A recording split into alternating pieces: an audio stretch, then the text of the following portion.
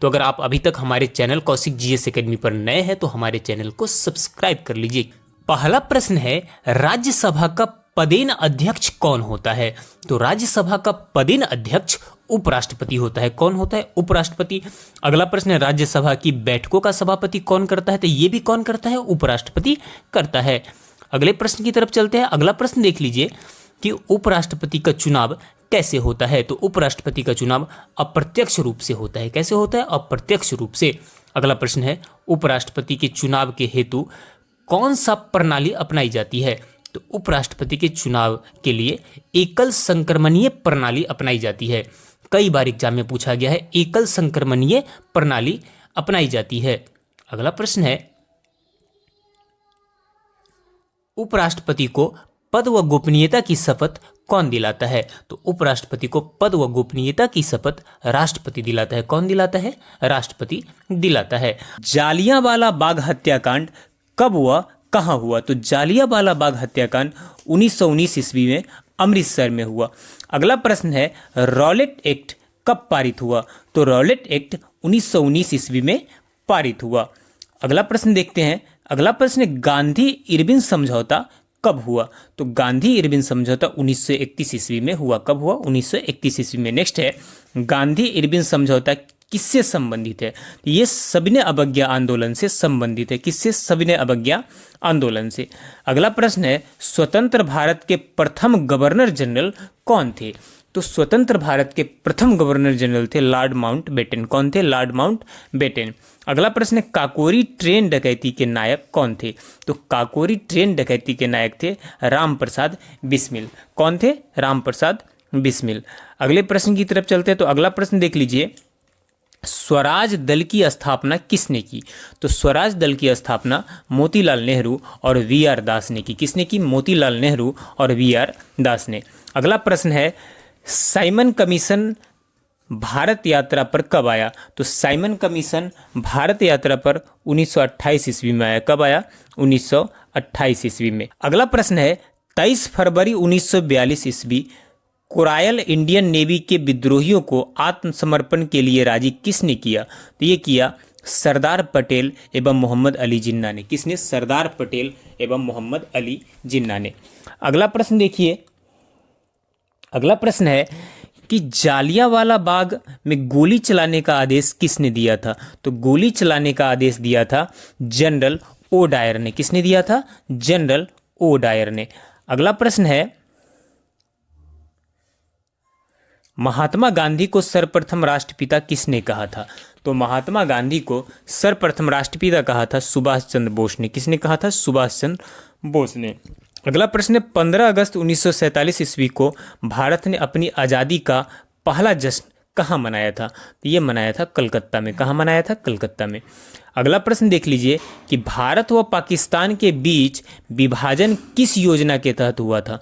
ये हुआ था माउंटबेटन योजना के तहत। किस योजना के तहत? माउंटबेटन योजना। महात्मा गांधी की हत्या कब हुआ? किसने की? तो महात्मा गांधी की हत्या नाथूराम गोडसे ने 30 जनवरी 1948 ईस्वी को कर दी थी। किसने? नाथूराम गोडसे ने। अगला प्रश्न है कि स्वतंत्र भारत का प्रथम भारतीय गवर्नर जनरल कौन था? तो स्वतंत्र भारत का प्रथम भारतीय गवर्नर जनरल थे सी राजगोपालाचारी। कौन थे? सी राजगोपालाचारी। अगला प्रश्न देख लीजिए। अगला प्रश्न है कि गांधी जी किस गोलमेज सम्मेलन में भाग लेने के लिए लंदन गए थे? तो गांधी जी द्वितीय गोलमेज सम्मेलन में भाग लेने के लिए कहाँ गए थे? लंदन गए थे।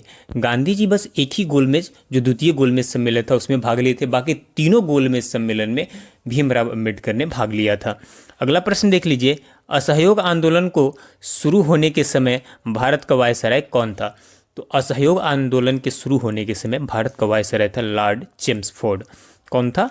Lord Chelmsford. अगला प्रश्न है कि इंडिया फॉर इंडियन नामक पुस्तक किसने लिखी? तो इंडिया फॉर इंडियन नामक पुस्तक चित्तरंजन दास ने लिखी। किसने लिखी? चित्तरंजन दास ने। जनरल डायर की हत्या किसने की? तो जनरल डायर की हत्या कर दी थी उधम सिंह ने। किसने की? उधम सिंह ने। नेक्स्ट है, भारतीय कम्युनिस्ट पार्टी की स्थापना कब हुई? तो भारतीय कम्युनिस्ट पार्टी की स्थापना 1921 ईस्वी में हुई। कब हुई? 1921 ईस्वी में। नेक्स्ट महत्वपूर्ण प्रश्न है, दांडी यात्रा में गांधी जी ने कितनी दूरी तय करके नमक कानून का विरोध किया था? तो 385 किलोमीटर गांधी जी ने क्या किया था? पैदल चला था। अगला प्रश्न, जालियांवाला बाग कांड के समय भारत का वायसराय कौन था? तो जालियांवाला बाग जो हत्याकांड हुआ था उस समय भारत का वायसराय था लॉर्ड चेम्सफोर्ड। कौन था? Lord Chelmsford. अगला प्रश्न, किसे लाल कुर्ती के नाम से जाना जाता है? तो खुदाई खिदमतगारों को लाल कुर्ती के नाम से जाना जाता है। अगला प्रश्न है, जालियांवाला बाग हत्याकांड कब और कहां हुआ था? ये रिपीट हो गया प्रश्न। अगला प्रश्न है, 1919 ईस्वी में पंजाब में हुए अत्याचारों के फलस्वरूप किसने ब्रिटिश सरकार से प्राप्त सर की उपाधि लौटा दी थी? तो सर की उपाधि रविन्द्रनाथ टैगोर ने क्या की थी? लौटा दी थी। अगला प्रश्न है आपका कि डिस्कवरी ऑफ इंडिया पुस्तक के लेखक कौन है? तो डिस्कवरी ऑफ इंडिया पुस्तक के लेखक जवाहरलाल नेहरू थे। कौन थे? जवाहरलाल नेहरू। नेक्स्ट है, स्वराज पार्टी की स्थापना कहाँ की गई? तो स्वराज पार्टी की स्थापना इलाहाबाद में की गई। कहाँ की गई? इलाहाबाद में। अगले प्रश्न की तरफ चलते तो अगला प्रश्न है आपका, इंडियन लिबरल फेडरेशन की स्थापना कब और किसने की? तो इंडियन लिबरल फेडरेशन की स्थापना 1932 ईस्वी में किसने की? महात्मा गांधी ने की। अगला प्रश्न है, 21 अक्टूबर 1943 ईस्वी को स्वतंत्र भारत की आज़ाद हिंद सरकार की घोषणा कहाँ की गई? तो ये सिंगापुर में की गई। कहाँ की गई? सिंगापुर में। अगला प्रश्न है, भारत छोड़ो आंदोलन के समय इंग्लैंड का प्रधानमंत्री कौन था? तो भारत छोड़ो आंदोलन जो 1942 में हुआ था उस समय इंग्लैंड का प्रधानमंत्री विंस्टन चर्चिल था। कौन था? Winston Churchill. अगला प्रश्न देख लीजिए, 1947 ईस्वी के भारतीय राष्ट्रीय कांग्रेस के दिल्ली अधिवेशन की अध्यक्षता किसने की थी? ये की थी डॉक्टर राजेंद्र प्रसाद। किसने की थी? डॉक्टर राजेंद्र प्रसाद। अगला प्रश्न है, भारतीय राष्ट्रीय कांग्रेस का 1938 ईस्वी का अधिवेशन कहाँ हुआ था? तो 1938 का अधिवेशन हरिपुरा में हुआ था। कहाँ हुआ था? हरिपुरा में। अगला प्रश्न, 1927 ईस्वी के बटलर कमेटी का उद्देश्य क्या था? तो इसका उद्देश्य था भारत सरकार व देशी राज्यों के बीच संबंध सुधारना। अगला प्रश्न है, करो या मरो का नारा किसने दिया था? तो करो मरो का नारा दिया था, करो या मरो का नारा महात्मा गांधी ने। किसने दिया था? महात्मा गांधी ने। अगला प्रश्न है, 1931 के कराची अधिवेशन में भारतीय राष्ट्रीय कांग्रेस की अध्यक्षता किसने की थी? तो ये की थी सरदार वल्लभ भाई पटेल ने। किसने की थी? सरदार वल्लभ भाई पटेल। अगले प्रश्न की तरफ चलते हैं। अगला प्रश्न है आपका, भारत में साइमन कमीशन के बहिष्कार का क्या कारण था? इसका कारण था इसके सभी सदस्य क्या थे? अंग्रेज थे। नेक्स्ट है, मुस्लिम लीग की स्थापना किसने की थी? तो मुस्लिम लीग की स्थापना समीमुल्लाह एवं आगा खां ने की थी। किसने? समीमुल्लाह एवं आगा खां ने। अगला प्रश्न, स्वदेशी आंदोलन किस कारण आरंभ हुआ था? तो स्वदेशी आंदोलन बंगाल विभाजन के विरोध में आरंभ हुआ था। अगला प्रश्न, बंगाल विभाजन के विरोध में विद्रोह का संचालन किसने किया? ये किया था सुरेंद्रनाथ बनर्जी ने। किसने किया था? सुरेंद्रनाथ बनर्जी ने। नेक्स्ट है, लखनऊ समझौता कब हुआ? तो लखनऊ समझौता 1916 ईस्वी में हुआ। अगला है, निष्क्रिय विरोध का सिद्धांत किसने प्रतिपादित किया था? ये किया था अरविंद घोष ने। किसने किया था? अरविंद घोष। अगला प्रश्न है, 1906 ईस्वी को कांग्रेस कलकत्ता अधिवेशन की अध्यक्षता किसने की थी? ये की थी दादा भाई नेहरू ने। किसने की थी? दादा भाई नेहरू ने। अगला प्रश्न है आपका, 1908 ईस्वी को बाल गंगाधर तिलक को कितने वर्ष जेल हुई? तो 6 वर्ष की क्या हुई थी? जेल हुई थी। अगला प्रश्न देख लीजिए। अगला प्रश्न है, बंगाल से बिहार कब पृथक हुआ? तो बंगाल से बिहार 1912 ईस्वी में पृथक हो गया था। राजनीति स्वतंत्रता की प्राणवायु है, ये शब्द किसने कहा था? तो ये कहा था अरविंद घोष ने। किसने कहा था? अरविंद घोष। अगला प्रश्न है, मुजफ्फरपुर में किंग्सफोर्ड की हत्या का प्रयास कब हुआ? तो मुजफ्फरपुर में किंग्सफोर्ड की हत्या का प्रयास वर्ष 1908 ईस्वी में हुआ था। लॉर्ड हार्डिंग द्वारा बंगाल का विभाजन कब रद्द हुआ? तो लॉर्ड हार्डिंग द्वारा बंगाल का विभाजन 1911 में क्या कर दिया गया था? रद्द कर दिया गया था। अगला प्रश्न है आपका कि अलीपुर बम कांड में अरविंद घोष का बचाव किस वकील ने किया था? तो अरविंद घोष का बचाव किया था सी आर दास ने। किसने किया था? सी आर दास। अगला है सूरत अधिवेशन कब हुआ था? तो सूरत अधिवेशन वर्ष 1907 में हुआ था। अगला प्रश्न देख लीजिए कि मोहम्मद अली जिन्ना को हिंदू मुस्लिम एकता का दूत किसने कहा था? तो मोहम्मद अली जिन्ना को हिंदू मुस्लिम एकता का दूत सरोजनी नायडू ने कहा था। अगला प्रश्न है कि गीता रहस्य नामक ग्रंथ किसके द्वारा लिखा गया? तो गीता रहस्य नामक ग्रंथ बाल गंगाधर तिलक द्वारा लिखा गया। अगला है कामागाटामारू क्या है? तो कामागाटामारू कनाडा की यात्रा पर निकला एक जहाज का नाम था कामागाटामारू। अगले प्रश्न की तरफ चलते। अगला प्रश्न, किस भारतीय राष्ट्रीय आंदोलन की शीर्ष गीत वंदे मातरम था? तो स्वदेशी आंदोलन का शीर्ष गीत क्या था? वंदे मातरम। नेक्स्ट, अनुशीलन समिति क्या थी? एक क्रांतिकारी संगठन थी जिसका नाम था अनुशीलन समिति। अगला प्रश्न है आपका, भारत में गर्म दलीय आंदोलन का जनक किसे माना जाता है? तो ये माना जाता है बाल गंगाधर तिलक को। किसे माना जाता है? बाल गंगाधर तिलक। नेक्स्ट है, महाराष्ट्र में गणपति उत्सव का शुभारंभ किसने किया था?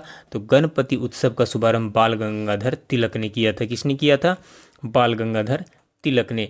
अगला प्रश्न है, पंजाब केसरी किसे कहा जाता है? तो पंजाब केसरी लाला लाजपत राय को कहा जाता है। नेक्स्ट है, मुस्लिम लीग का प्रथम अध्यक्ष कौन था? तो मुस्लिम लीग का प्रथम अध्यक्ष था आगा खां। कौन था? आगा खां। अगला है, गदर पार्टी की स्थापना कब हुई? तो गदर पार्टी की स्थापना वर्ष 1913 ईस्वी में हुई। नेक्स्ट है, महाराष्ट्र में होम रूल आंदोलन किसने चलाया? तो महाराष्ट्र में होम रूल आंदोलन बाल गंगाधर तिलक ने चलाया। अगला प्रश्न है, महात्मा गांधी ने सत्याग्रह क्रियाविधि सर्वप्रथम कहाँ प्रयुक्त की? तो सबसे पहले जो महात्मा गांधी जहाँ से उन्होंने सत्याग्रह की शुरुआत की वो था चंपारण।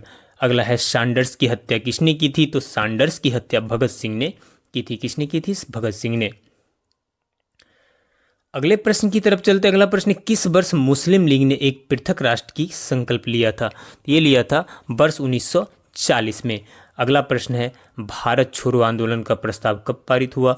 ये पारित हुआ था 1942 ईस्वी में। अगला प्रश्न है, 1947 ईस्वी के बाद किस राज्य को भारत संघ में सैनिक कार्रवाई द्वारा बलपूर्वक मिला लिया गया था? तो वो था, कौन सा राज्य था? हैदराबाद राज्य को बलपूर्वक क्या किया गया था? मिला लिया गया था। अगला प्रश्न है, सुभाष चंद्र बोस ने सिंगापुर में दिल्ली चलो का नारा कब दिया था? ये दिया था वर्ष 1945 ईस्वी में। नेक्स्ट है, असहयोग आंदोलन का शुभारंभ कब हुआ? असहयोग आंदोलन का शुभारंभ वर्ष 1920 में हुआ। कब हुआ? वर्ष 1920 में। नेक्स्ट है, असहयोग आंदोलन क्यों वापस लिया गया था? तो चौरी चौरा में हुई हिंसक घटना के कारण असहयोग आंदोलन को क्या कर लिया गया था? वापस ले लिया गया था। इंडियन एसोसिएशन की स्थापना किसने की थी? तो इंडियन एसोसिएशन की स्थापना सुरेंद्र नाथ बनर्जी ने की थी। किसने की थी? सुरेंद्र नाथ बनर्जी ने की थी। अगला प्रश्न है आपका, किस कांग्रेसी नेता को भारत का महान वृद्ध व्यक्ति कहा जाता है? तो दादा भाई नौरोजी को क्या कहा जाता है? महान वृद्ध व्यक्ति की संज्ञा दी जाती है। भारतीय विश्वविद्यालय अधिनियम कब व किसके काल में पारित हुआ? ये 1904 ईस्वी में लॉर्ड कर्जन के काल में क्या हुआ? पारित हुआ। अगला प्रश्न है, भारतीय सिविल सेवा में चुने जाने वाला प्रथम भारतीय कौन था? तो वह था सत्येंद्र नाथ टैगोर। कौन था? सत्येंद्र नाथ टैगोर। अगला प्रश्न देख लीजिए। अगला प्रश्न है आपका, हर्मिट ऑफ शिमला किसे कहा जाता है? तो hermit of Shimla A.O.. Hume को कहा जाता है। पहली बार कौन सा भारतीय ब्रिटिश संसद के लिए निर्वाचित हुआ? तो दादा भाई नौरोजी सबसे पहले भारतीय थे जो ब्रिटिश संसद के लिए क्या हुए थे? निर्वाचित हुए थे। अगला प्रश्न है, भारतीय राष्ट्रीय कांग्रेस की प्रथम बैठक कहाँ हुई थी? तो ये मुंबई में हुई थी। भारतीय संघ के संस्थापक कौन थे? तो भारतीय संघ के संस्थापक थे सुरेंद्र नाथ बनर्जी। कौन थे? सुरेंद्र नाथ बनर्जी। अगला प्रश्न है, किसकी गिरफ्तारी के बाद भारतीय राष्ट्रीय कांग्रेस ने नया मोड़ आया? तो बाल गंगाधर तिलक। किसकी? बाल गंगाधर तिलक। अगला प्रश्न है आपका, भारतीय राष्ट्रीय कांग्रेस की प्रथम बैठक में कितने लोगों ने भाग लिया? तो कुल 72 लोगों ने भाग लिया था। अगला प्रश्न है, भारत के प्रधानमंत्री की नियुक्ति कौन करता है? तो भारत के प्रधानमंत्री की नियुक्ति राष्ट्रपति करता है। नेक्स्ट है कि योजना आयोग का अध्यक्ष कौन होता है? तो योजना आयोग जो अभी वर्तमान में नीति आयोग में बदल गया है, इसके अध्यक्ष भी प्रधानमंत्री होते हैं। अगला प्रश्न है आपका कि संघीय मंत्रिमंडल की बैठक का सभापति कौन होता है, तो वो होता है प्रधानमंत्री। कौन होता है? प्रधानमंत्री। नेक्स्ट प्रश्न है कि प्रधानमंत्री का कार्यकाल कितना होता है, तो प्रधानमंत्री का कार्यकाल 5 वर्ष होता है। अगला प्रश्न है प्रधानमंत्री पद से त्यागपत्र देने वाले पहले प्रधानमंत्री कौन थे, तो अपने पद से त्यागपत्र देने वाले पहले प्रधानमंत्री थे मोरारजी देसाई। याद रखिएगा, मोरारजी देसाई। अगला प्रश्न है कौन से प्रधानमंत्री सबसे अधिक समय तक प्रधानमंत्री रहे, तो जवाहरलाल नेहरू अभी तक वर्तमान में सबसे अधिक समय तक प्रधानमंत्री रहे। नेक्स्ट है कि प्रधानमंत्री बनने के लिए न्यूनतम आयु कितनी होती है, तो प्रधानमंत्री बनने के लिए कम से कम आपकी उम्र 25 वर्ष होना चाहिए, जो लोकसभा सदस्य बनने की अर्हता है। अगला प्रश्न है आपका कि संसदीय शासन प्रणाली सर्वप्रथम किस देश में लागू हुई? संसदीय शासन प्रणाली सर्वप्रथम ब्रिटेन में लागू हुई। किस देश में? ब्रिटेन में। अगले प्रश्न की तरफ चलते। अगला प्रश्न है भारतीय संविधान के अनुसार तथ्यात्मक संप्रभुता किस में निहित है, तो ये प्रधानमंत्री में क्या है? निहित है। अगला प्रश्न, अभी तक कितने प्रधानमंत्रियों की मृत्यु अपने पद पर रहते हुए हुई है? ये कुल 3 प्रधानमंत्री की मृत्यु अपने पद पर रहते हुए हुआ है। अगला प्रश्न है आपका प्रधानमंत्री को पद एवं गोपनीयता की शपथ कौन दिलाता है? ये राष्ट्रपति दिलाते हैं। कौन दिलाते हैं? राष्ट्रपति। अगला प्रश्न है आपका कि किस प्रधानमंत्री ने एक बार अपने पद से हटने के बाद दोबारा पद संभाला, तो वो थी इंदिरा गांधी। कौन थी? इंदिरा गांधी। अगला प्रश्न देख लीजिए कि जवाहरलाल नेहरू के बाद भारत के प्रधानमंत्री कौन बने, वो बने गुलजारी लाल नंदा। कौन बने? गुलजारी लाल नंदा। अगला प्रश्न, संसदीय प्रणाली में वास्तविक कार्यपालिका की शक्ति किसके पास होती है, तो वो प्रधानमंत्री के पास होती है। अगला प्रश्न है कि सबसे कम आयु में प्रधानमंत्री कौन बने? सबसे कम आयु में प्रधानमंत्री बने राजीव गांधी। कौन बने? राजीव गांधी। लोकसभा में बहुमत दल का नेता कौन होता है, तो लोकसभा में बहुमत दल का नेता होता है प्रधानमंत्री। कौन होता है? प्रधानमंत्री। अगला प्रश्न है आपका कि किस प्रधानमंत्री की नियुक्ति के समय वे किसी भी सदन का सदस्य नहीं थे, वो थे HD देवगौड़ा। कौन थे? HD देवगौड़ा। अगला प्रश्न है आपका कौन से प्रधानमंत्री एक भी दिन संसद नहीं गए, वो थे चौधरी चरण सिंह।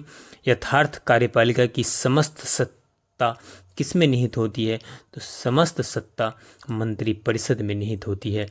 अगला प्रश्न है आपका कि संघीय मंत्री परिषद के मंत्री किसके प्रति उत्तरदायी होते हैं, तो ये लोकसभा के प्रति क्या होते हैं?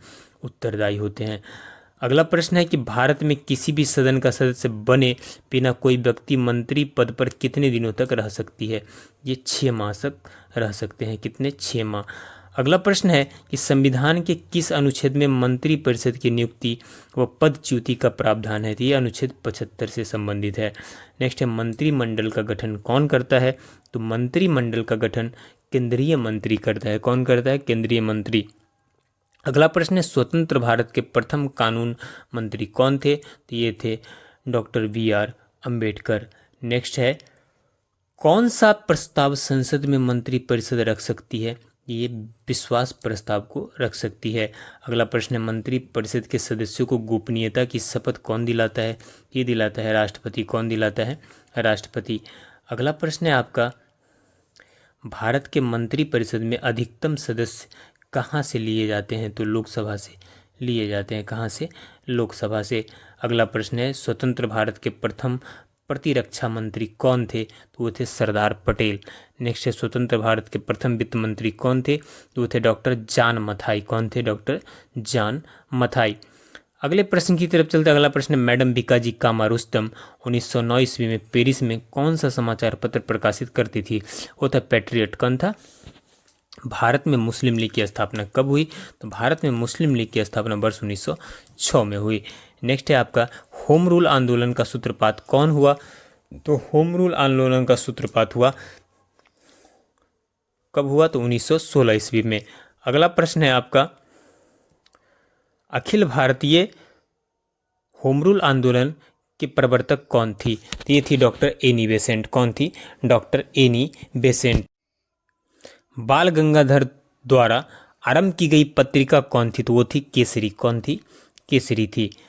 भारतीय राष्ट्रीय कांग्रेस के 1905 ईस्वी के बनारस अधिवेशन के अध्यक्ष कौन थे? तो ये थे गोपाल कृष्ण गोखले। कौन थे? गोपाल कृष्ण गोखले। अगला प्रश्न है, किस कांग्रेस नेता को नरम दलीय नेता नहीं माना जाता था? तो बाल गंगाधर तिलक को नरम दलीय नेता में नहीं रखा गया है। नेक्स्ट है बाल गंगाधर तिलक।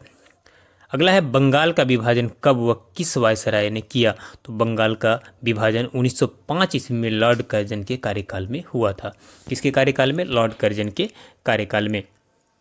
अगला प्रश्न है कि भारतीय राष्ट्रीय कांग्रेस का प्रथम मुस्लिम प्रेसिडेंट कौन था? तो वो थे बदरुद्दीन तैयब जी। कौन थे? बदरुद्दीन तैयब।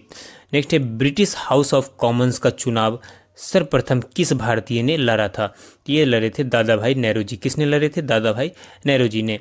अगला प्रश्न है, भारतीय कांग्रेस के साथ इंडियन एसोसिएशन का विलय कब हुआ? तो ये हुआ 1883 ईस्वी में। अगला है, a nation in the making नामक पुस्तक किसने लिखी? तो ये लिखी सुरेंद्रनाथ बैनर्जी ने।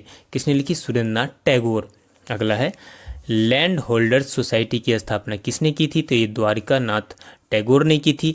नेक्स्ट क्वेश्चन है, भारतीय राष्ट्रीय आंदोलन में 1905 से 1917 की अवधि क्या कहलाती है? तो इसे उग्रवादी चरण कहा जाता है। क्या कहा जाता है? उग्रवादी चरण। अगला प्रश्न है, भारतीय राष्ट्रीय कांग्रेस की प्रथम महिला अध्यक्ष कौन थी? वो थी डॉक्टर एनी बेसेंट। कौन थी? Doctor Annie Besant.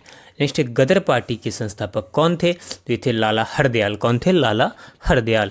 अगला प्रश्न है, स्वराज मेरा जन्म सिद्ध अधिकार है, मैं उसे लेकर रहूंगा, यह किसने कहा था? तो ये कहा था बाल गंगाधर तिलक ने। किसने कहा था? बाल गंगाधर तिलक। अगला प्रश्न है, मार्लियामेंटो रिफॉर्म्स किस वर्ष हुआ? तो ये हुआ 1909 ईस्वी में। भारतीय परिषद अधिनियम 1909 का सर्वग्राही नाम क्या है? ये इसका नाम है मार्लियामेंटो सुधार। क्या नाम है? मार्लियामेंटो। अगला प्रश्न देख लीजिए कि राज्यसभा एक अस्थायी सदन है, क्यों? क्योंकि यह कभी भंग नहीं होता है। लोकसभा भंग होता है लेकिन राज्यसभा कभी भंग नहीं होता है, ये बात ध्यान रखिएगा आप। और इसके 1/3 सदस्य प्रति 2 वर्ष बाद सेवा निवृत्त हो जाते हैं। क्या हो जाते हैं? सेवा निवृत्त हो जाते हैं। आप देखते होंगे कि 5 वर्ष बाद क्या होता है कि लोकसभा भंग हो जाता है, लेकिन राज्यसभा कभी भंग नहीं होते। प्रत्येक 2 वर्ष बाद क्या होते हैं? 1/3 सदस्य क्या हो जाते हैं? सेवा निवृत्त हो जाते हैं। अगला प्रश्न है आपका, राज्यसभा के सदस्यों को नामित करने का अधिकार किसको है? तो राज्यसभा के सदस्यों को नामित करने का अधिकार है राष्ट्रपति को। किसे है? राष्ट्रपति को। अगला प्रश्न देख लीजिए, राज्यसभा की प्रथम महिला सचिव कौन थी? तो राज्यसभा की प्रथम महिला सचिव थी बीएस रामादेवी। कौन थी? बीएस रामादेवी। अगला प्रश्न है, राज्यसभा की पहली बाद गठन कब हुआ? तो राज्यसभा की पहली बाद गठन 3 अप्रैल 1952 ईस्वी में हुआ। अगला प्रश्न देख लीजिए आप कि राज्यसभा की प्रथम बैठक कब हुई? तो राज्यसभा की प्रथम बैठक जो हुई वह 13 मई 1952 को हुई। कब हुई? 13 मई 1952 को। अगला प्रश्न है, भारत में किसकी स्वीकृति के बिना कोई भी सरकारी खर्चा नहीं किया जा सकता है? तो संसद की स्वीकृति के बिना कोई भी सरकारी खर्चा नहीं किया जा सकता है। अगला प्रश्न है, राज्यसभा के सभापति की अनुपस्थिति में राज्यसभा का संचालन कौन करता है? तो राज्यसभा का संचालन उपराष्ट्रपति करता है। कौन करता है? उपराष्ट्रपति। अगला प्रश्न, राज्यसभा के द्विवार्षिक चुनावों को अधिसूचना कौन जारी करता है? तो ये अधिसूचना जारी करता है निर्वाचन आयोग। कौन करता है? निर्वाचन आयोग। अगला प्रश्न देख लीजिए कि केंद्रीय संसद राष्ट्रहित में राज्य सूची के विषयों पर कानून कब बना सकती है? तो ये कानून बना सकती है राज्यसभा में उपस्थित सदस्यों के 2/3 बहुमत होने पर। अगला प्रश्न है आपका, राज्यसभा की 2 बैठकों के मध्य समय अंतराल कितना होना चाहिए? तो राज्यसभा की 2 बैठकों के मध्य समय अंतराल अधिकतम 6 माह हो सकता है। कितना होना चाहिए? अधिकतम 6 माह। अगला प्रश्न है आपका कि किन राज्यों का राज्यसभा में प्रतिनिधित्व नहीं है? तो अंडमान निकोबार, चंडीगढ़, दादरा व नागर हवेली, लक्षद्वीप, दमन व द्वीप, इनका राज्यसभा में कोई भी प्रतिनिधित्व नहीं है। अगला प्रश्न है कि भारत के उपराष्ट्रपति का चुनाव कौन कराता है? तो भारत के उपराष्ट्रपति का चुनाव संसद के दोनों सदन में होता है। नेक्स्ट है, उपराष्ट्रपति अपना त्यागपत्र किसे दे सकता है?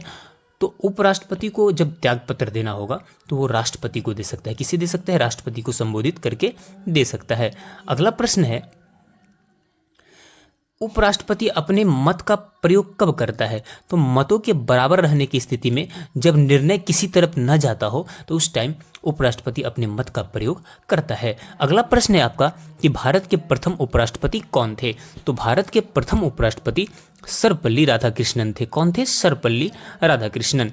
अगला प्रश्न देख लीजिए कि कार्यकाल समाप्त होने से पहले उपराष्ट्रपति को हटाने का अधिकार किसको है? तो ये अधिकार संसद को है। किसको है? संसद को है। अगला प्रश्न है मोहम्मद हामिद अंसारी क्रम के हिसाब से कौन से उपराष्ट्रपति हैं? तो मोहम्मद हामिद अंसारी 12वें उपराष्ट्रपति थे। कौन से उपराष्ट्रपति थे? 12वें उपराष्ट्रपति थे। अगला प्रश्न देख लीजिए कि उपराष्ट्रपति के चुनाव में उम्मीदवार के नामांकन के लिए निर्वाचक मंडल में कम से कम कितने अनुमोदन आवश्यक है? तो कुल कितने अनुमोदन आवश्यक है? तो कम से कम 20 अनुमोदन होना चाहिए। अगला प्रश्न है आपका कि उपराष्ट्रपति के चुनाव संबंधी विवाद को कौन देखता है? तो राष्ट्रपति का विवाद हो या उपराष्ट्रपति का चुनाव संबंधी विवाद हो, दोनों को सर्वोच्च न्यायालय देखता है। कौन देखता है? सर्वोच्च न्यायालय। अगला प्रश्न देख लीजिए कि उपराष्ट्रपति का कार्यकाल कितना होता है? इसका कार्यकाल 5 वर्ष होता है। कितना होता है? 5 वर्ष। अगला प्रश्न है उपराष्ट्रपति को किसके समान वेतन मिलता है? तो उपराष्ट्रपति को लोकसभा अध्यक्ष के समान वेतन मिलता है। अगला प्रश्न है संविधान के किस अनुच्छेद में उपराष्ट्रपति का वर्णन है? तो संविधान के अनुच्छेद 63 में उपराष्ट्रपति का क्या है? वर्णन है। अगला प्रश्न है उपराष्ट्रपति किस सदन का सदस्य नहीं हो सकता है? तो उपराष्ट्रपति राज्यसभा का सदस्य नहीं होता है क्योंकि वो उपराष्ट्रपति होता है और राज्यसभा का पदेन सभापति होता है। अगला प्रश्न है भारत की कार्यपालिका का अध्यक्ष कौन होता है? तो भारत के कार्यपालिका का अध्यक्ष कौन होता है? राष्ट्रपति होता है। अगला प्रश्न देख लीजिए भारत के राष्ट्रपति की तुलना किस देश के सम्राट से की जाती है? तो ये ब्रिटेन के सम्राट से की जाती है। किस देश के सम्राट से? ब्रिटेन के सम्राट से। अगला प्रश्न है राष्ट्रपति पद्धति में समस्त कार्यपालिका की शक्तियां किस में निहित होती है? तो ये भी राष्ट्रपति में निहित होती है। किसमें निहित होती है? राष्ट्रपति में निहित होती है। अगला प्रश्न है भारतीय संविधान के अनुसार भारत का प्रथम नागरिक कौन होता है? ध्यान रखिएगा कि भारतीय संविधान के अनुसार भारत का प्रथम नागरिक कौन होता है? राष्ट्रपति होता है। कौन होता है? राष्ट्रपति होता है। अगला प्रश्न है फ्रेंड्स कि भारत की तीनों सेनाओं का सर्वोच्च सेनापति कौन होता है? तो भारत के तीनों सेनाओं का जो सर्वोच्च सेनापति होता है वो आपका राष्ट्रपति होता है। अगला प्रश्न है कि भारत के राष्ट्रपति के पद के लिए उम्मीदवार की न्यूनतम आयु कितनी होनी चाहिए? तो अगर आपको राष्ट्रपति बनना है तो कम से कम आपकी आयु कितनी होनी चाहिए? 35 वर्ष होनी चाहिए। अगला प्रश्न है राष्ट्रपति का चुनाव किस पद्धति द्वारा होता है? तो राष्ट्रपति का चुनाव समानुपातिक प्रतिनिधित्व एवं एकल संक्रमणीय प्रणाली द्वारा होता है। अगला प्रश्न है आपका कि भारत के राष्ट्रपति का चुनाव कौन संचालित कराता है? तो भारत के राष्ट्रपति का चुनाव निर्वाचन आयोग क्या कराता है? संचालित करता है।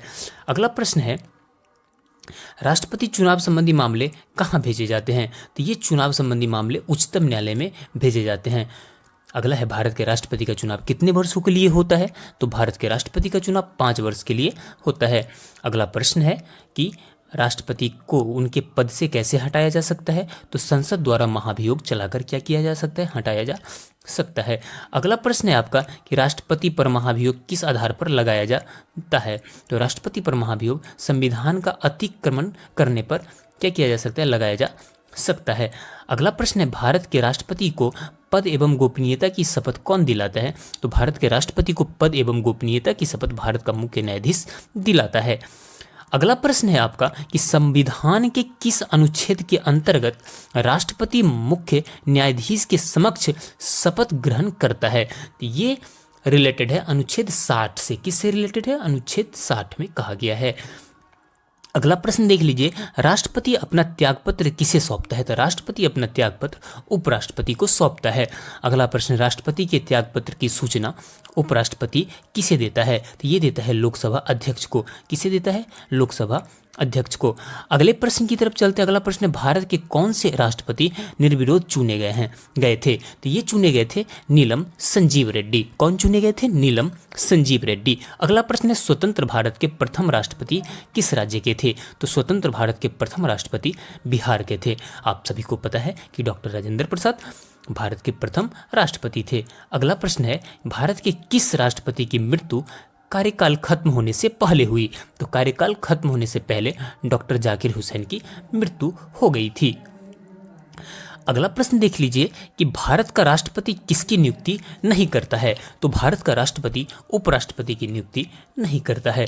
अगला प्रश्न है, वित्त बिल के लिए किसकी स्वीकृति आवश्यक है? तो राष्ट्रपति की स्वीकृति क्या है? आवश्यक है।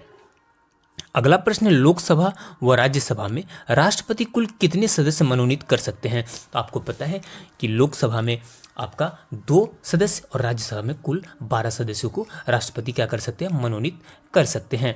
अगले प्रश्न की तरफ चलते हैं। तो अगला प्रश्न देख लीजिए, भारत के राष्ट्रपति को कौन सलाह देता है? तो भारत के राष्ट्रपति को संघीय मंत्री परिषद क्या करता है? सलाह देता है। अगला प्रश्न है, कौन सा व्यक्ति कार्यवाहक राष्ट्रपति तथा उच्चतम न्यायालय के मुख्य न्यायाधीश रहे हैं? तो ये एम हिदायतुल्ला रहे हैं। अगला प्रश्न है आपका कि किस विधेयक को राष्ट्रपति पुनर्विचार के लिए नहीं लौटाता है? तो धन विधेयक को राष्ट्रपति पुनर्विचार के लिए नहीं लौटाता है। अगला है कि युद्ध अथवा बाहरी आक्रमण की स्थिति में आक्रमणकारी के विरुद्ध युद्ध की घोषणा कौन कर सकता है?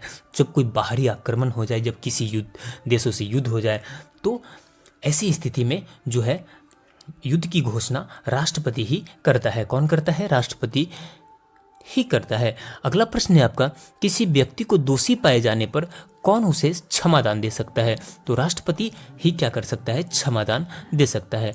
आप अक्सर सुनते होंगे कि क्षमादान हर साल मामला ये उठता है। भारत के राष्ट्रपति ने किस मामले में वीटो शक्ति का प्रयोग किया था?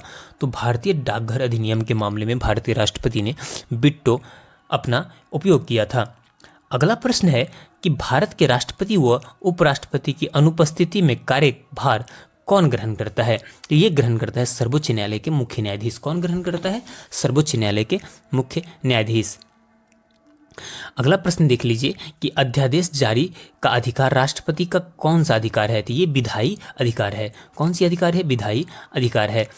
अगला प्रश्न है कि भारत का राष्ट्रपति किसके द्वारा चुना जाता है? तो भारत के राष्ट्रपति संसद व विधानसभा सदस्यों द्वारा क्या होता है? चुना जाता है। नेक्स्ट क्वेश्चन है, श्रीमती प्रतिभा पाटिल भारतीय गणतंत्र में कौन सी राष्ट्रपति बनी थी? ये 12वीं राष्ट्रपति बनी थी। कौन सी बनी थी? 12वीं बनी थी। अगला प्रश्न है, कौन से राष्ट्रपति 2 बार राष्ट्रपति बन चुके हैं, चुने गए हैं? तो ये है डॉक्टर राजेंद्र प्रसाद, भारत के प्रथम राष्ट्रपति डॉक्टर राजेंद्र प्रसाद। अगला प्रश्न है, किस भौगोलिक क्षेत्र को अनुसूचित क्षेत्र घोषित करने का अधिकार किसको है? तो किसी भौगोलिक क्षेत्र को अनुसूचित क्षेत्र घोषित करने का अधिकार केवल और केवल राष्ट्रपति के पास है। अगला प्रश्न है, भारत का संवैधानिक अध्यक्ष कौन होता है? आप सभी को पता है, ये राष्ट्रपति होता है। नेक्स्ट है कि भारत के प्रथम राष्ट्रपति डॉक्टर राजेंद्र प्रसाद चुनाव कैसे हुआ? तो ये संविधान सभा द्वारा ये क्या हुए थे? चुने गए थे। अगला प्रश्न है, भारत की संघीय व्यवस्थापिका को किस नाम से जाना जाता है? तो इसे संसद के नाम से जाना जाता है। नेक्स्ट है, भारतीय संसद का निर्माण कैसे होता है? तो भारतीय संसद का निर्माण लोकसभा, राज्यसभा और राष्ट्रपति तीनों भारतीय संसद के अंग होते हैं। अगला प्रश्न है आपका, संसद के कितने सदन हैं? तो संसद के कुल 2 सदन हैं। संसद के किस सदन को प्रतिनिधि सभा कहा जाता है? तो लोकसभा को प्रतिनिधि सभा कहा जाता है। अगला प्रश्न है आपका, संसद का अस्थायी सदन कौन सा है? तो अस्थायी सदन राज्यसभा है। अस्थायी सदन की बात करें तो वो कौन सा है? लोकसभा है। भारतीय संसद का तीसरा अंग कौन सा है? तो वो राष्ट्रपति है। संसद के 2 क्रमिक अधिवेशनों के मध्य कितना समय अंतराल होता है? तो आपका ये 6 महीना हो सकता है। अगला प्रश्न है आपका, भारतीय संसद को कौन भंग कर सकता है? तो भारतीय संसद को राष्ट्रपति क्या कर सकता है? भंग कर सकता है। भारतीय संसद की संप्रभुता किससे प्रतिबंधित है? तो ये न्याय समीक्षा से प्रतिबंधित है।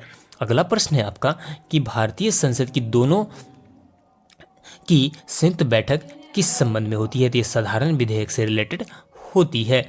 अगला प्रश्न देख लीजिए, साधारण विधेयक से संबंधित गतिरोध को दूर करने के लिए संसद के दोनों सदनों की संयुक्त बैठक कौन बुलाता है?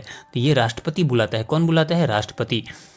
अगला प्रश्न है, स्वतंत्र भारत में अब तक कितनी बार संयुक्त अधिवेशन हो चुके हैं? तो 4 बार संयुक्त अधिवेशन हो चुके हैं। अगला प्रश्न है आपका कि क्या राष्ट्रपति या उपराष्ट्रपति कभी संयुक्त अधिवेशनों की अध्यक्षता करता है? ये कभी नहीं करता है। क्या करता है? कभी नहीं करते हैं। अगला प्रश्न है कि एक वर्ष में कम से कम कितनी बार संसद की बैठक होना आवश्यक है? तो कम से कम 2 बार संसद की बैठक होना आवश्यक है। अगला प्रश्न देख लीजिए कि संसद के दोनों सदनों की संयुक्त अधिवेशनों की अध्यक्षता कौन करता है? ये लोकसभा अध्यक्ष करते हैं। कौन करते हैं? लोकसभा अध्यक्ष। अगला प्रश्न, संसद के दोनों सदनों का 17वां कौन करता है? तो ये राष्ट्रपति करते हैं। कौन करता है? राष्ट्रपति। ये दोनों प्रश्न भी आइए, याद रखिएगा। अगला प्रश्न, संसदीय प्रणाली की कौन सी प्रथा भारत की देन है? ये शून्यकाल भारत की देन है। आपको बता दूं कि शून्यकाल की कोई चर्चा हमारे भारतीय संविधान में नहीं है। अगला प्रश्न है, संसद की कार्यवाही में प्रथम विषय कौन सा होता है? ये प्रश्नकाल प्रथम विषय होता है। नेक्स्ट है, किसी विधेयक को संसद में दोनों सदनों द्वारा अलग अलग विशेष बहुमत से पारित करना आवश्यक है। ये संविधान संशोधन विधेयक। किस विधेयक को? संविधान संशोधन विधेयक को। अगला प्रश्न है, संसदों के वेतन का निर्माण कौन करता है? तो ये संसद ही करता है। संसदीय प्रणाली वाली सरकार को अन्य किस नाम से जाना जाता है? जो संघीय सरकार के नाम से जाना जाता है। अगला प्रश्न है आपका, संविधान लागू होने के बाद सर्वप्रथम त्रिशंकु संसद का गठन कब हुआ? ये 1989 में हुआ। अस्थायी संसद का भारत में कब तक रही है? अस्थायी संसद भारत में 17 अप्रैल 1952 तक रही है। कब तक? 17 अप्रैल 1952 तक। अगला प्रश्न है, संसद भवन पार्लियामेंट हाउस का उद्घाटन कब हुआ? तो ये 1927 में पहली बार पार्लियामेंट हाउस का उद्घाटन हुआ था। नेक्स्ट है आपका, संसद भवन पार्लियामेंट हाउस का उद्घाटन किसने किया था? तो लॉर्ड इरविन ने किया था। किसने किया था? लॉर्ड इरविन ने। अगला प्रश्न है, भारत की संचित निधि से धन निर्गत पर किसका नियंत्रण होता है? तो इस संसद का नियंत्रण होता है। अगला प्रश्न है, भारत की संचित निधि से धन निर्गन पर किसका नियंत्रण है? तो ये भी संसद का नियंत्रण है। नेक्स्ट क्वेश्चन है आपका, राज्यसभा और लोकसभा की संयुक्त बैठक कब होता है? तो ये लोकसभा और राज्यसभा में मतभेद होने पर दोनों का संयुक्त बैठक होता है। अगला प्रश्न है आपका कि संसद का निम्न सदन कौन सा होता है? तो संसद का जो निचला सदन होता है वो लोकसभा होता है, उच्च सदन राज्यसभा होता है। संसद का उच्च सदन कौन होता है? तो ये कौन होता है? राज्यसभा होता है, जो अस्थायी होता है। अगला प्रश्न है आपका कि संसद के किस सदस्य को गैर सरकारी सदस्य कहा जाता है? तो मंत्री के अतिरिक्त अन्य सभी सदस्यों को गैर सरकारी सदस्य कहा जाता है। सर्वप्रथम संविधान सभा की बैठक कब हुई? तो 9 दिसंबर 1946 को हुई। कब हुई? 9 दिसंबर 1946 को। अगला प्रश्न देख लीजिए, संविधान सभा का अस्थायी अध्यक्ष किसे नियुक्त किया गया? तो ये डॉक्टर सच्चिदानंद सिन्हा थे। प्रारूप समिति के अध्यक्ष किसे बनाया गया? तो डॉक्टर भीमराव अंबेडकर को। किसे बनाया गया? डॉक्टर भीमराव अंबेडकर को। अगला प्रश्न है कि भारतीय संविधान को कब अंगीकार किया गया? तो 26 नवंबर 1949 को भारतीय संविधान को अंगीकार कर लिया गया था। नेक्स्ट है, भारत का संविधान भारत को किस रूप में वर्णित करता है? तो भारत का संविधान भारत को राज्यों के संघ के रूप में क्या करता है? वर्णित करता है। अगला प्रश्न है आपका कि भारतीय संविधान के अनुसार राजनीतिक शक्ति का आधार क्या है? तो भारत की जनता ही राजनीतिक शक्ति का क्या है? आधार है।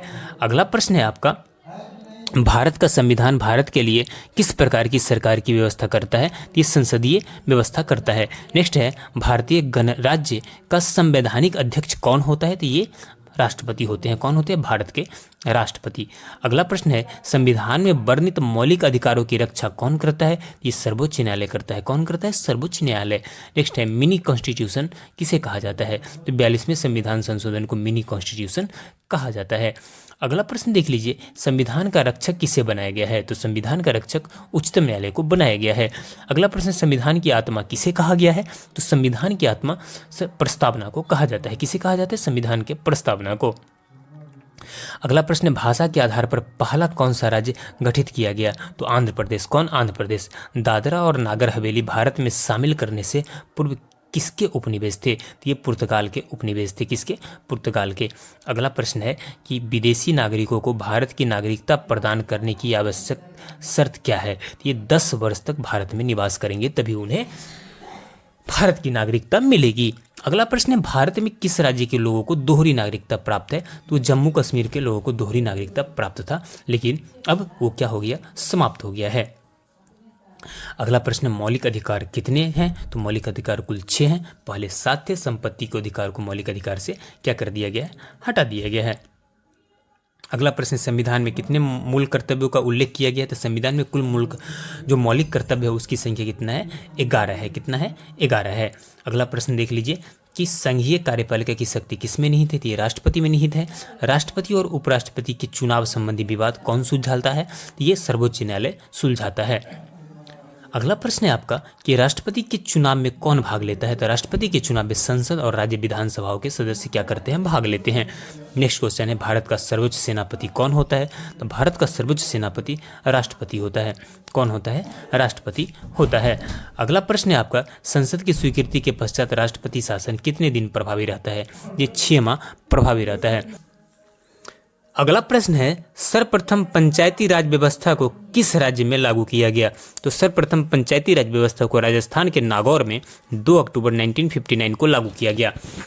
अगला प्रश्न देख लीजिए भारत में कितने राज्य व केंद्र शासित प्रदेश है? तो भारत में कुल 29 राज्य व 7 केंद्र शासित प्रदेश हैं। अगला प्रश्न है आपका कि जनहित याचिका किस न्यायालय में दायर की जा सकती है? तो जनहित याचिका उच्चतम न्यायालय और उच्च न्यायालय दोनों में दायर की जा सकती है। अगला प्रश्न है भारत में मताधिकार के लिए कितनी आयु सीमा निर्धारित की गई है? तो भारत में मताधिकार के लिए 18 वर्ष की सीमा आयु निर्धारित की गई है।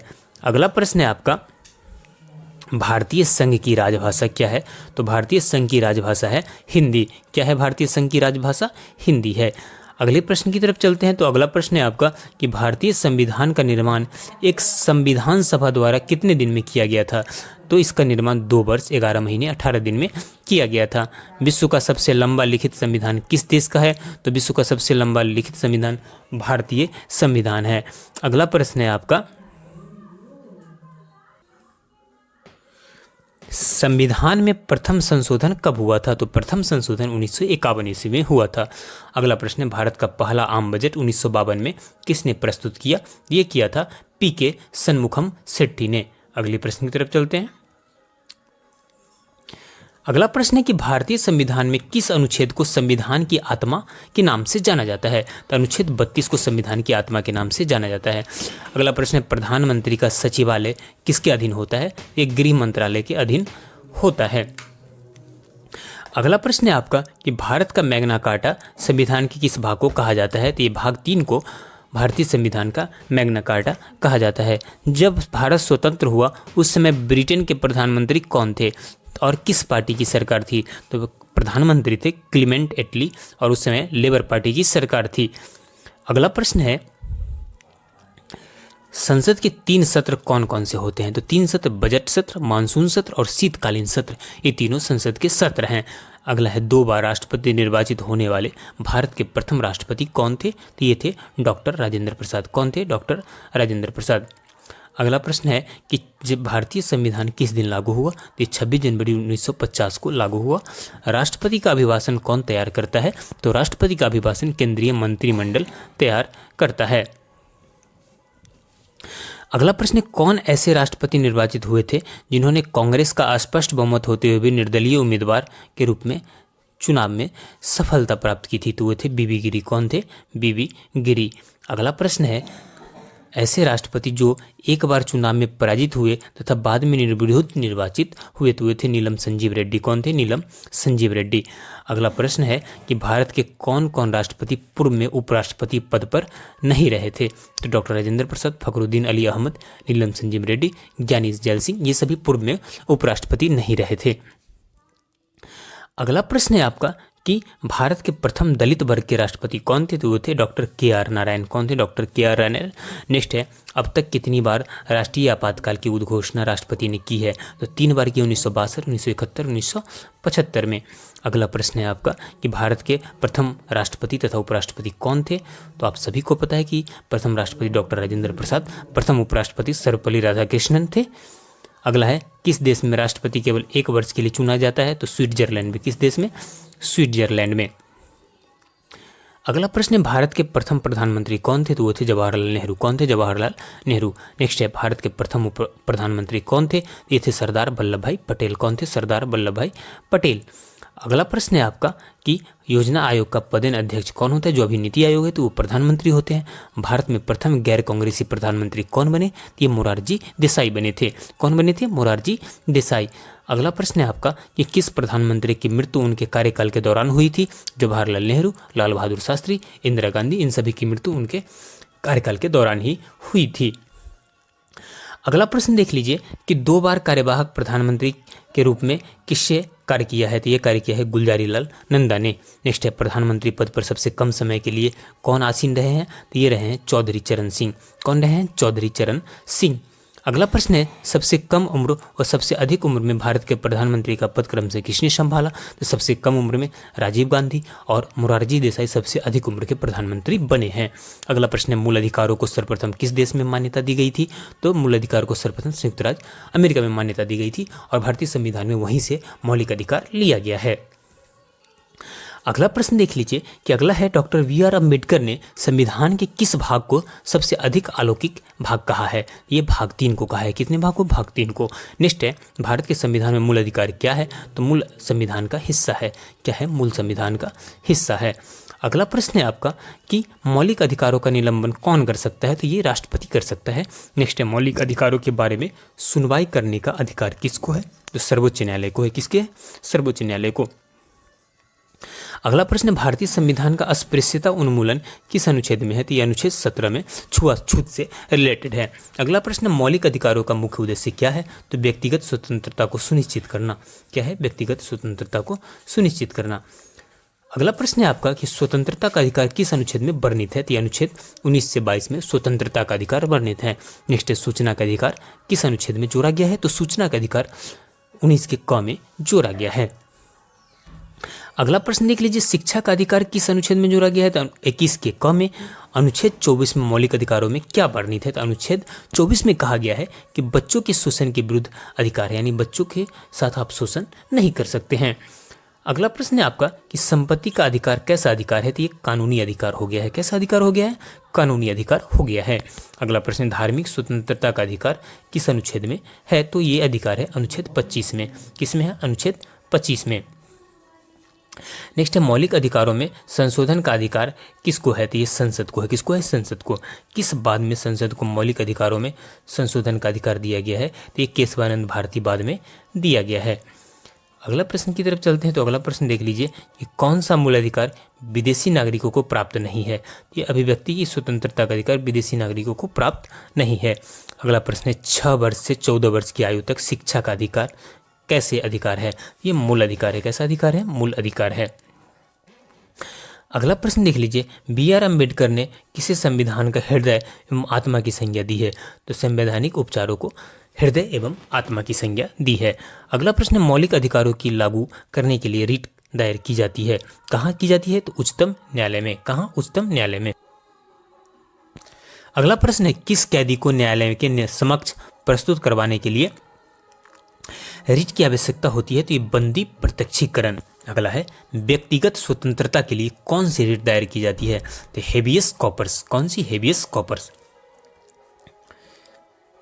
अगला प्रश्न है, मूल अधिकारों पर प्रतिबंध लगाने का अधिकार किसके पास है? ये संसद के पास है। किसके पास है? संसद के पास। प्रेस की स्वतंत्रता किस अधिकार में निहित है? ये भाषण स्वतंत्रता में निहित है। अगला प्रश्न है, संविधान के अनुच्छेद 23 में क्या वर्णन है? तो शोषण के विरुद्ध अधिकार क्या है? वर्णन है। भारतीय संविधान में नागरिकता संबंधी अधिकार किस अनुच्छेद में दिए गए हैं? तो नागरिकता संबंधी अधिकार अनुच्छेद 5 से 11 में दिए गए हैं।